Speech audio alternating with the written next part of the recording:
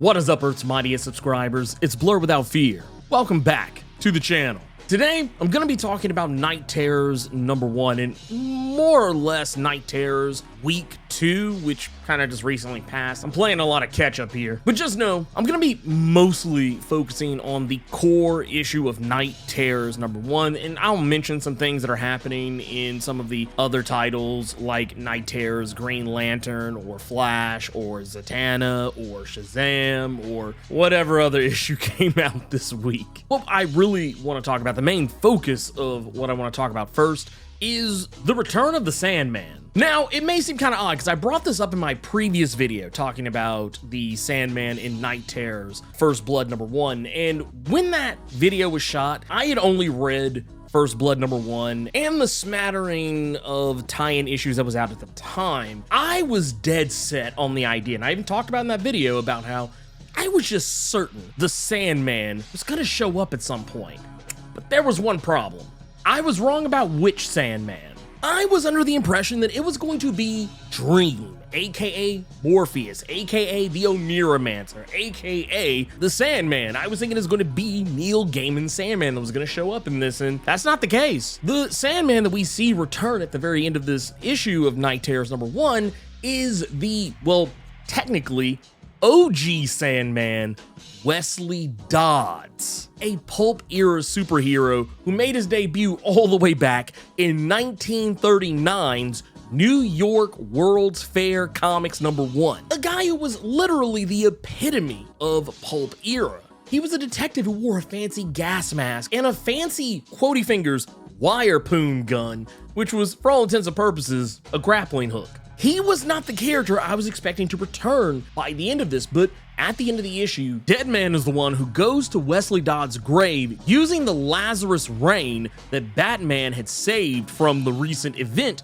Lazarus Planet, to bring Wesley back to life. Granted, the way Wesley comes back, because he has been dead for quite a while, he doesn't come back as his normal rejuvenated self. He comes back as more like a zombie version of himself, albeit one who seems to have all his faculties and probably lacking the hunger for fresh brains. The question I think a lot of people are probably going to be asking, well, if not the Sandman that has a whole TV show on Netflix and is one of the greatest comic books ever written, if not that Sandman, why Wesley Dodds of all people? Why go for the great value Sandman in all this? Well, there's actually a pretty good reason for it. The reason is that overall, while yes, we're dealing with a whole DC Comics rendition of A Nightmare on Elm Street and all that entails, at the very end of it all, there's still a mystery involved. The mystery of not only getting to the bottom of who Insomnia truly is,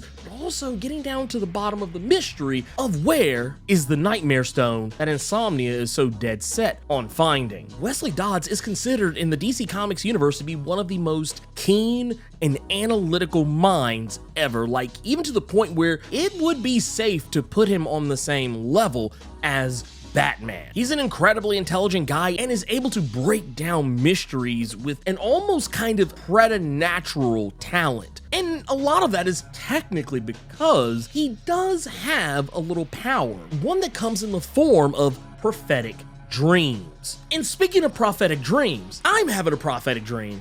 You're about to Hulk smash that like button, because at this point, why else would you still be here if you didn't like it? You do like the video, right? Not only that, while you're here, hit that subscribe button and tap the notification bell so that way you don't miss anything. But anyways, getting back to Wesley Dodds' prophetic dreams, this is not something that he comes by naturally. This is something that's actually a direct result of his interactions with the Sandman proper. So if that's the case, because those prophetic dreams come from the legit Sandman himself, that leaves a very clear open doorway for the Oneiromancer to make his presence known. Now, another thing that comes up in this issue is we learn a fair bit more about Insomnia. Now, this isn't something I talked about in the previous video because, well, yes, I did talk very briefly about the Night Terrors Batman tie-in issue. I didn't really deep dive too far into all the comings and goings of it, but we did technically learn a smidgen of information about Insomnia from just that issue alone. That information being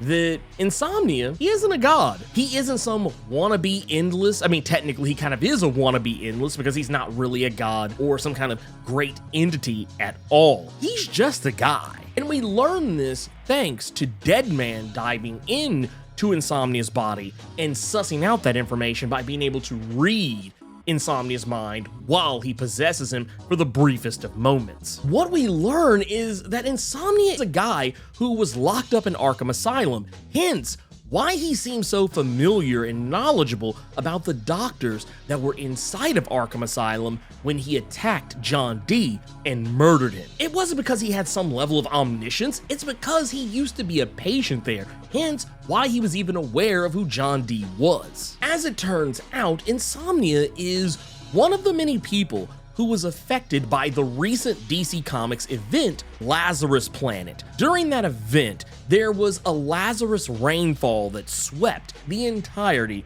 of the planet Earth, and there were many people who were caught in that Lazarus rain who suddenly gained strange and unusual powers. And there were even people, many of which were members of the Justice League, people who already have superpowers, their powers started doing weird stuff or became uncontrollable or mutated in some way, shape, form, or fashion. We even saw this with Superman John Kent. His power started going more into the Superman Blue route, where he started being able to control electricity, only it kind of came and went at the briefest of moments. The reason why he seems to be so hung up on nightmares is because when that Lazarus rain touched him, it twisted and manipulated his mind to where he could slip into the dreams of other people. And because of this also twisted how he viewed people inside of their own dreams, to the point where any person that he saw, he wouldn't see them as they were or even how they view themselves. He saw each and every person inside of their own dreams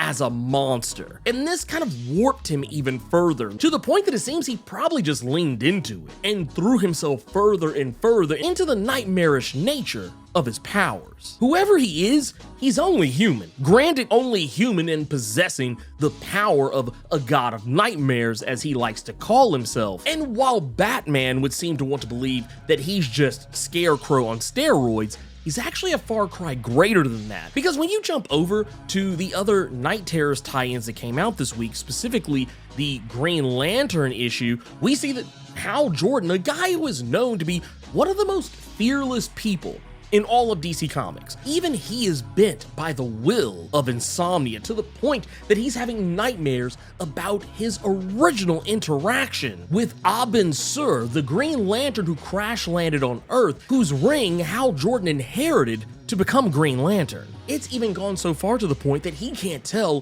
what's real and what's not. And now he's dealing with a whole nightmare version of Parallax that is very likely just in his head. So Hal Jordan's not going to be helping anyone anytime soon. And if you jump over to the Night Terrors Flash issue that also came out this week, the Barry Allen edition of the Flash is seemingly caught up in trying to solve the great mystery of how to keep Wally West from dying. And it's not anything to do with what's going on over in the Titans series currently, where Wally West had turned up dead, and come to find out it was something that was going to happen in the very near future. No, this has nothing to do with that. But right now, Barry Allen is caught up trying to save his closest friend and ally. We also know that over on the Mary Marvel side of things, that she is dealing with a nightmare version of Billy Batson, a version of Billy Batson that, when he becomes Shazam, looks more like Black Adam than anything else. And not only has he become a darker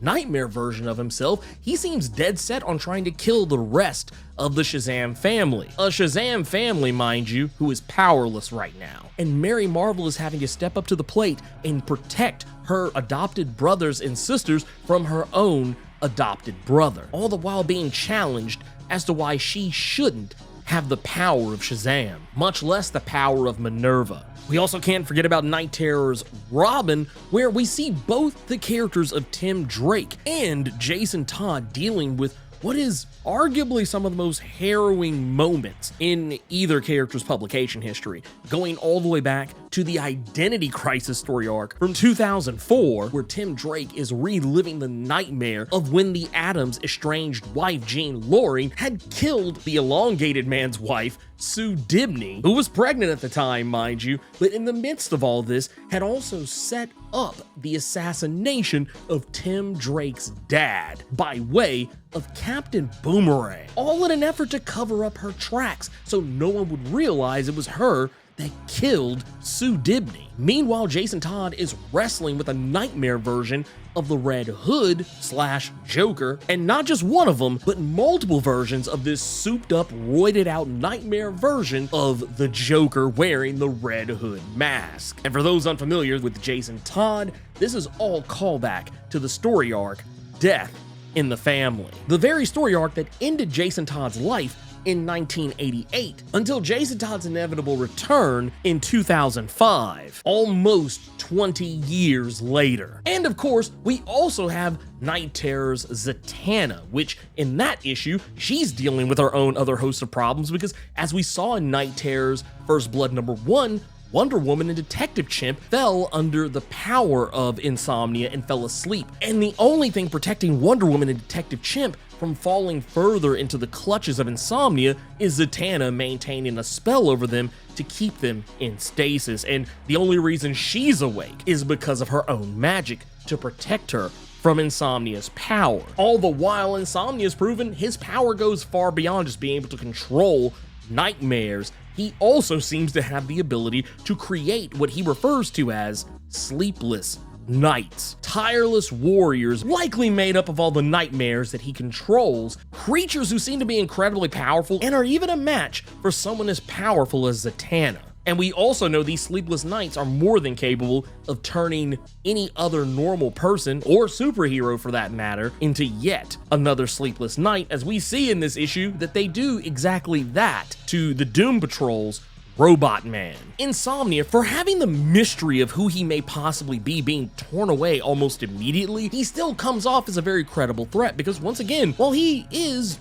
as we find out, just a normal regular dude who happened to gain superpowers during the Lazarus Planet event, he's still a dude who is very dangerous, someone who desperately wants the Nightmare Stone, and he's not going to stop until he figures out which member of the Justice League has it, because as we talked about in the previous video, John D had spread the Nightmare Stone supposedly amongst the Justice League. But there's moments within each of these tie-in issues where it's kind of hinted that maybe only one of them has it, and it's never really made explicitly clear which one it might be. While I can't really tell if there's any real hints as to who it could potentially be, if I had to hazard a guess who has the Nightmare Stone, I'm gonna go on a limb and say it's probably someone that would be almost too obvious to consider. One character specifically who seems to be of personal interest to Insomnia is Deadman. Maybe Deadman has it, just doesn't realize it. Granted, he is one of the only people who's unaffected by Insomnia on any meaningful level, but that's also probably likely because he's already dead. He doesn't have dreams or even nightmares anymore, but part of me does wonder if maybe that's why John D gave it to him. It's probably safe to say anyone who's fallen asleep under the power of Insomnia isn't the one who has it. But anyways, that's everything I want to talk about with Night Terrors #1 and the entirety of what's been going on with Night Terrors this week so far. If you enjoyed this video, do the YouTube thing, like, share, comment, subscribe, and make sure you tap that notification bell so you don't miss out on any of the videos that I put out. Thank you so much for taking the time to watch this video, and until next time, let me know what you thought about Night Terrors #1 and overall Night Terrors Week 2. Keep it plus ultra and sound off in the comments.